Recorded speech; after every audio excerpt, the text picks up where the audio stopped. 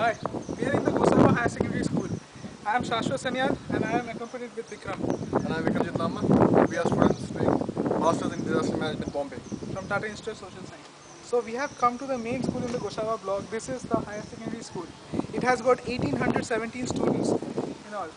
And this is the time of examination, so students from other schools are coming here to give the Madhyamik exam and higher secondary exam. So around 212 students have come in to give the Madhyamik exam and 250 students will come in to give the higher secondary exam in this school.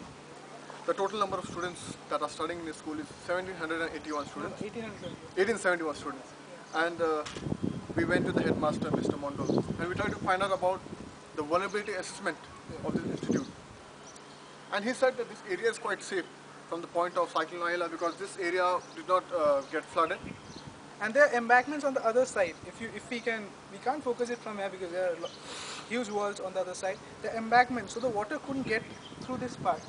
The other part on the other side of the embankment, the part got totally flooded, but this part was saved from the floods of Cyclone Ayla. But we are also here to do the risk assessment. We can see a lot of cracks in the building, and what one of the senior teachers has just told us that they are also scared of these cracks because these cracks came up during tsunami as well as Ayla.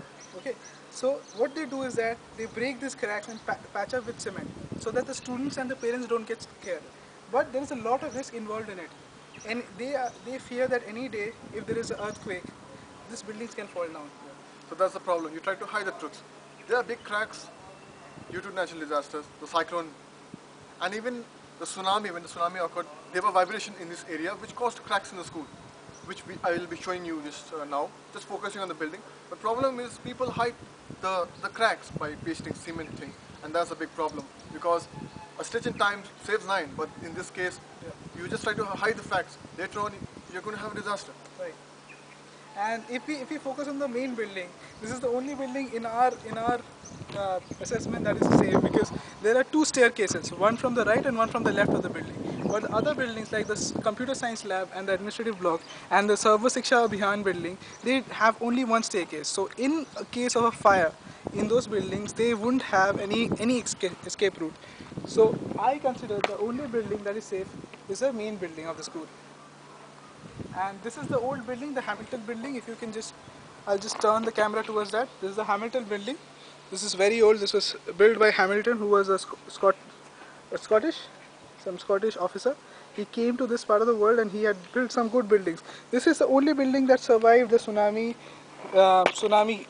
vibrations as well as the island. Other than that, all the buildings got affected here. There were hostels, thatched roof hostels, which were not pakka buildings. They all got destroyed. Only the pakka buildings, the concrete buildings stayed on. Other than that, all the thatched roof buildings got completely destroyed. There is a canteen over there. Okay, there's a kitchen where they prepare food for the children of Sarva Shiksha Abhiyan. That got totally destroyed. There were hostels on the other side that got totally demolished by Ayla because the waves came in from that side and it destroyed the hostel. We are presently in Gosava Town High Secondary School, and we are talking about vulnerability assessment of this institute. And the problem is that emergency exits are very rare. This building that we were looking at, which Shashwat showed you, it has only two staircases, but the other buildings have only one each. So in case of a fire, the problem is the students will have a tough time to go through the only staircase route. And in this case, there will be a stampede and many lives can be lost. Thank you. Thank you.